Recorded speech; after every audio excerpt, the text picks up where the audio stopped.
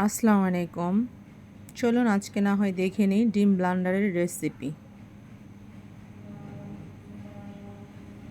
তো এখানে আমি 3টা ডিম নিয়ে নিয়েছি। ডিমগুলি আমি ব্লেন্ডারের মধ্যে নিয়ে নিব।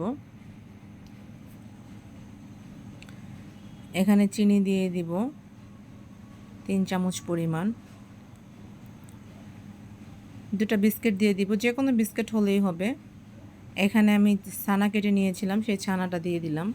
ছানা কাটার রেসিপি যদি দরকার হয় তাহলে আমার চ্যানেলে আছে, অবশ্যই দেখে নেবেন। দুধ দিয়ে দিচ্ছি আধা কেজি পরিমাণ। তো এখানে একটা বাটির মধ্যে তেল ব্রাশ করে নেব। সব কিছু একসাথে ব্লেন্ডার করে নিয়েছি।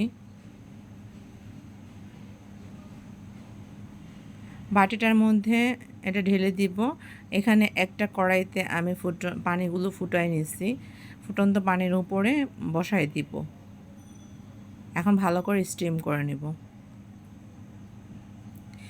20 মিনিটের মতো স্টিম করলেই হয়ে যাবে। তো যদি বেশি দরকার হয় তাহলে আপনি বেশিও করে নিতে পারেন। একটা কাঠি দিয়ে দেখে নিব যে পুডিংটা ঠিকমতো হয়েছে কিনা। বাস, অলমোস্ট রেডি আমার ভাঙাচোরা পুডিং, ছানার পুডিং। দেখেন কিভাবে গুঁড়া গুঁড়া হয়ে গেছে। অবশ্য আমার ঢালতে একটু প্রবলেম হয়েছিল, আপনারা একটু ভালো করে ঢেলে নেবেন। অবশ্য খেতে কিন্তু খারাপ হয়নি। ভাঙা দেখে মনে করবেন না যে টেস্টটা ভালো হয়নি। ইয়াম্মি হয়েছে, প্রচুর পরিমাণে মজা হয়েছে। অবশ্য একবার হলো বাসায় ট্রাই করে দেখবেন। এটা হচ্ছে বাহিরের যে কাঁচা ছানাটা বিক্রি করে ঠিক সেই ফ্লেভারের হয়েছে।